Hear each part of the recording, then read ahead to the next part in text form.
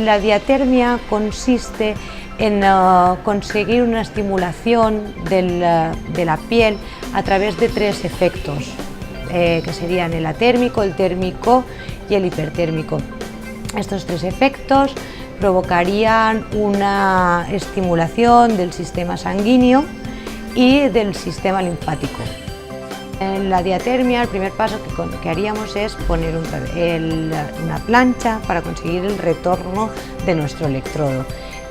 Luego pondríamos una crema y abriríamos en un primer paso, en un primer movimiento, los vasos sanguíneos para poder drenar. Y luego haceríamos otros masajes en compañía con el electrodo para mover la circulación y la grasa del abdomen o la zona a tratar.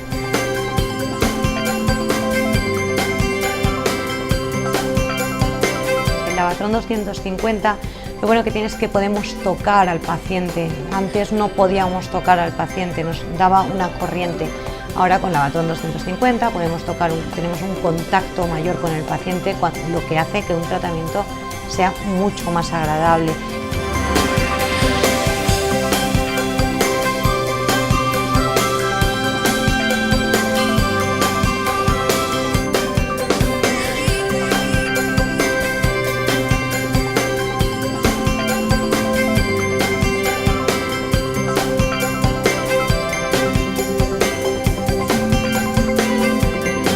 Cuando nos hacemos la diatermia notaremos como un calor, pero no es un calor molesto. Este calor será de un tratamiento muy agradable.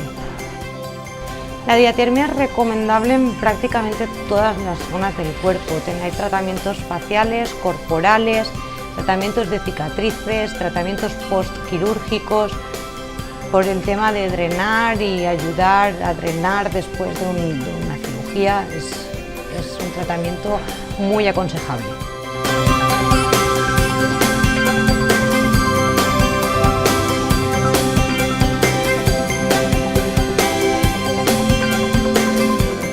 El tratamiento depende de la zona a tratar, necesitaría entre unas 12 sesiones repartidas a 2 por semana, 1 por semana, depende del paciente.